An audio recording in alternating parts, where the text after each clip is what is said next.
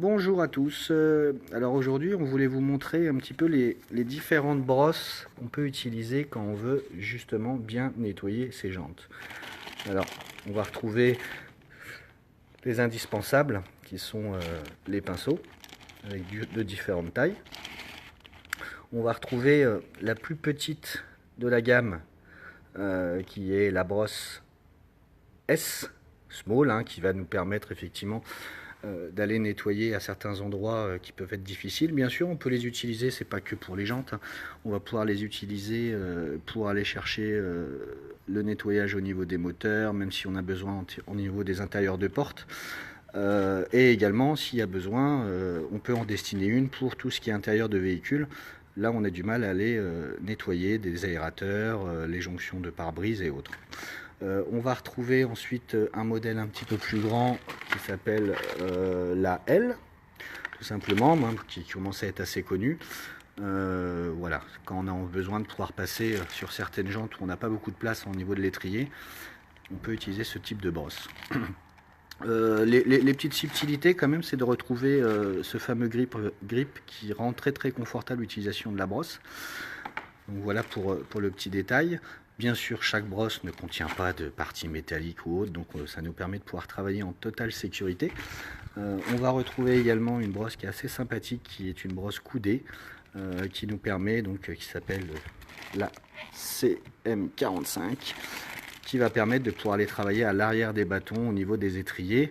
Et je vais vous faire une petite démonstration après de ce qu'on peut faire avec ce type de brosse et qui peuvent être très intéressantes.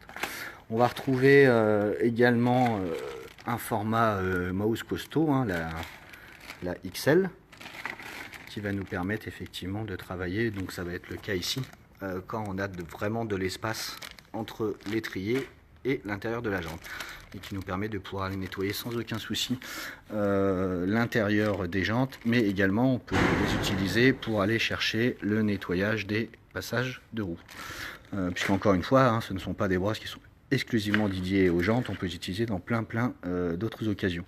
Maintenant, ce qu'on a fait, c'est qu'on a profité aussi, à la demande de beaucoup, de proposer la CL45, qui reste coudée, mais qui a une taille bien plus importante. Puisque là, on avait le petit modèle de la CM45, et vous allez vous retrouver avec la CL45, qui est beaucoup plus large.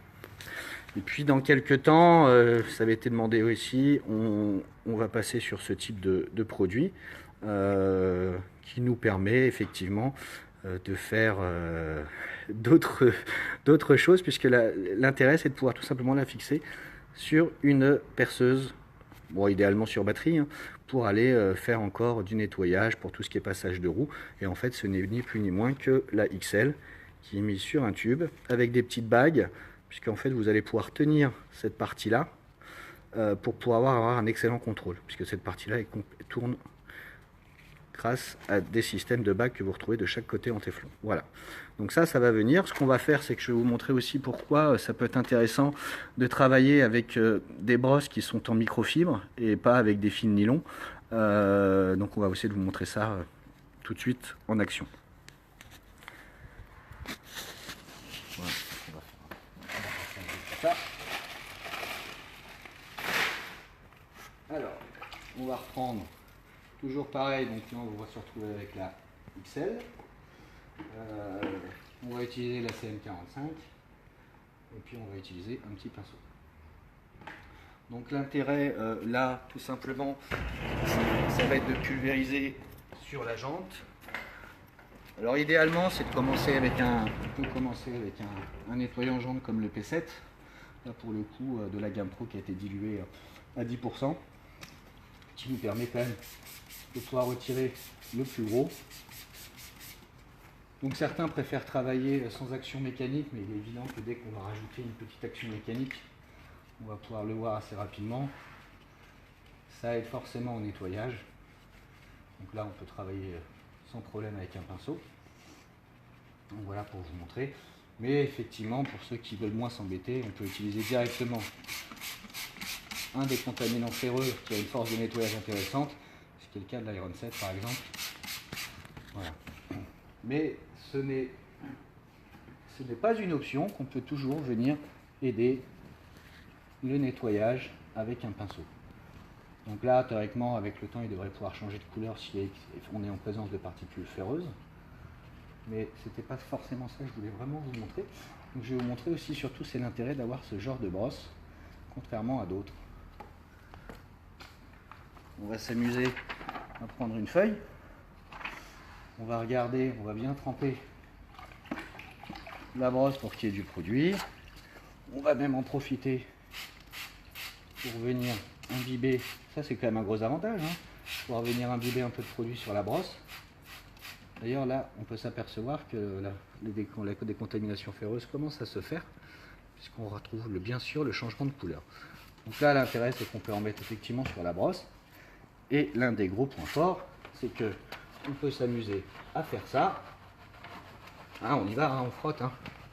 On n'a pas peur de frotter.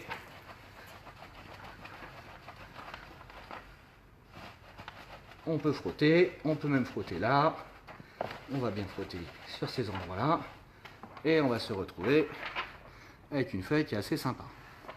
Maintenant, si on venait à travailler avec des brosses avec des poils nylon, on peut s'amuser à faire. Alors on peut essayer, on va faire la même chose. On va venir pulvériser un peu de produit, mais c'est tout de suite beaucoup plus délicat, plus difficile. Et puis là, on va faire la même chose. Et là, on peut venir frotter. Et là, inutile de vous le préciser, vous avez vu, on a tendance effectivement à en mettre un petit peu de partout. Et là, en coup de bol, je vais essayer d'y aller quand même pas trop, mais on va se retrouver effectivement avec des projections forcément de produits un peu partout. Et quand on commence à aller chercher un petit peu plus haut, où on se met à cette hauteur-là, si je venais à continuer, alors là, je ne vous raconte pas la catastrophe, on commence à en avoir vraiment de partout. Et comme moi, je suis pas trop fan d'être fini en dalmatien après avoir fini les nettoyages d'une voiture, alors que là, je peux y aller, je peux même proche, aucun problème. Alors vous allez me dire que vous allez en douter, parce que la feuille est déjà sale.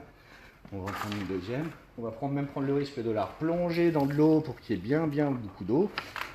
Et puis, on va venir frotter. Et on se retrouvera toujours avec une feuille, absolument sans aucune projection. Donc voilà, c'était la petite info, parce que des fois on n'y pense pas, mais c'est quand même plus sympa de nettoyer ses jantes et pas de s'en prendre plein la figure.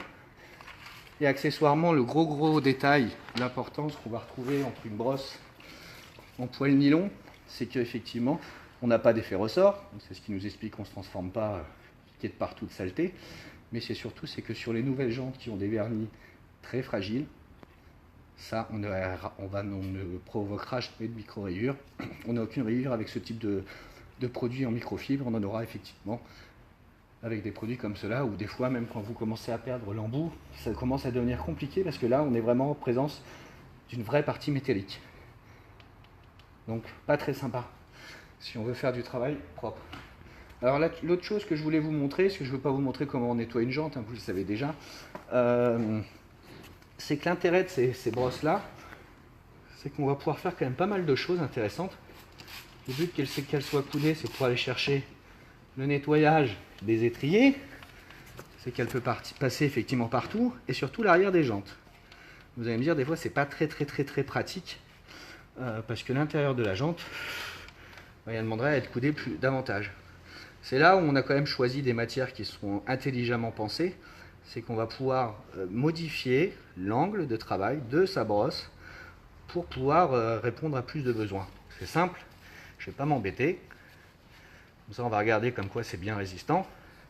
Voilà ce que j'ai pu faire. Et je me retrouve avec une brosse qui commence à être très intéressante pour venir nettoyer plus facilement les arrières des rayons.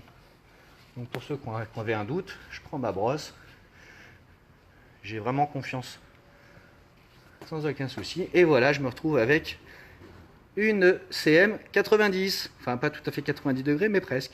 Et là, ça devient commence très intéressant et confortable. Alors, vous voyez, quand je viens taper, je ne suis pas très inquiet parce qu'on reste sur une partie en polypropylène, donc sans risque. On va toujours conserver le manchon, le grip, et ça c'est quand même intéressant. Donc voilà pour le petit détail. Donc ce que je vais faire, c'est que je vais quand même passer un petit coup de Karcher, parce qu'on va voir que les produits ont agi. Le principe quand on nettoie les jantes, c'est bien sûr d'en profiter pour mettre, là pour le coup c'est du U7, pour venir dégraisser le flanc de pneu. C'est une obligation, enfin en tout cas c'est fortement conseillé quand on veut venir poser un dressing à pneu, que ce soit le brillanti ou autre chose. Et du coup on peut même en profiter du U7 à venir repulvériser dans les passages de roue. Et toujours pareil, dans les passages de roue, on peut venir utiliser sans aucun souci la brosse XL qui est parfaite pour venir nettoyer les passages de roue. Et encore une fois, on ne va pas s'en projeter partout, donc on va rester très propre. Voilà, c'était pour vous montrer quelques petites choses. Ah si, il y a une chose qu'on va peut-être pouvoir vous montrer, puisqu'on essaie toujours de travailler, on ne s'arrête jamais de travailler pour essayer de vous trouver des solutions encore un peu plus performantes. Et du coup, on s'est dit, si on venait travailler sur un nouveau produit, enfin travailler sur de l'iron qu'on a modifié, qu'on essaie toujours de modifier. D'ailleurs, il y aura peut-être des petites surprises qui viendront dans les mois à venir. Mais voilà, après, le truc qui peut être sympa, c'est qu'on a toujours des problèmes des fois pour chercher des particules ferreuses qui viennent s'incruster dans ces angles-là. Bon là, pour le coup, il n'y en a pas beaucoup, même pas du tout. Mais des fois, c'est très très pénible parce qu'on est obligé de consommer une quantité de produits totalement hallucinante. Faire 5-10 passes, c'est très long, ça sèche et compagnie. Donc après, l'intérêt, c'est peut-être de travailler un peu les choses de manière complètement différente. On va venir appliquer un petit peu de produit, tout simplement, dans les endroits qui peuvent être parfois un peu compliqués. Et là, le gros avantage, c'est que même si on est en version, on est la jante qui n'est pas démontée, on a besoin d'aller dans des angles en hauteur, et ben on peut se permettre d'appliquer le produit et on va pouvoir le laisser poser longtemps et il va rester actif et il va travailler que aux zones sur lesquelles on les a appliqués. Donc ça, il faudra être patient hein, parce que ça arrivera quand on aura totalement fini nos différents tests et puis les différentes textures. On travaille également aussi pour avoir quelque chose qui soit agréable pour notre nez, parce que c'est vrai que tout ce qui est des contaminants ferreux, des fois ont des odeurs qui ne sont pas forcément agréables. Mais voilà, donc c'était pour vous faire partager principalement les brosses, et puis surtout ne pas hésiter, voilà, ce que je vous ai montré tout à l'heure, quand on a besoin de changer l'angle des brosses coudées, elles ont été pensées pour ce faire, donc il ne faut pas hésiter. Et puis si vous voulez revenir sur une brosse avec moins d'angle comme c'était au départ, il n'y a aucun problème. C'est très très facile à faire. Voilà. Donc ça, j'espère que ça pourra vous être utile. En attendant, si on peut bien regarder, on va pouvoir regarder de plus près. On se retrouve avec un peu plus de travail ici. On voit bien le changement de couleur qui s'opère, tout simplement. Et puis l'avantage, c'est qu'on voit bien que ça n'a pas coulé. Ça reste au même endroit, ça agit longtemps. Et là, c'est quand même très intéressant. Donc à ce niveau-là, on voit bien la différence de couleur. Voilà, c'est beaucoup mieux. Donc ce qu'on va faire, c'est que je vais peut-être pas laisser la jante comme ça. Donc on va vite passer un coup sur la jante. On va le laisser agir un petit peu. En même temps, je vous ai montré le U7 tout à l'heure. On ne va pas hésiter, quand on a mis du U7, à venir travailler encore une fois le nettoyage du flanc de pneu. Alors vous pouvez utiliser une brosse ou tout simplement, c'est vrai, un pinceau. Voilà, moi j'aime bien le côté pinceau. Il y en a qui aiment bien utiliser les brosses, donc ça c'est un choix totalement personnel. Et puis le principe, c'est venir vraiment nettoyer ce flanc de pneu. S'il y a besoin, ne pas hésiter à repasser une deuxième couche si vous voyez que le flanc est encore sale, parce que plus vous aurez un pneu nettoyé, dégraissé et propre, plus le dressing que vous viendrez appliquer par la suite va pouvoir tenir forcément plus longtemps. Donc voilà. Bon là vous voyez en plus le petit changement de couleur qui s'opère du coup au niveau des jantes. Je vais lui passer juste un petit coup de nettoyeur haute pression. Le but c'était pas de vous faire un nettoyage de jantes parfait, mais c'était pour vous faire passer quelques petites infos. Donc je vais rincer, ça va faire un peu de bruit.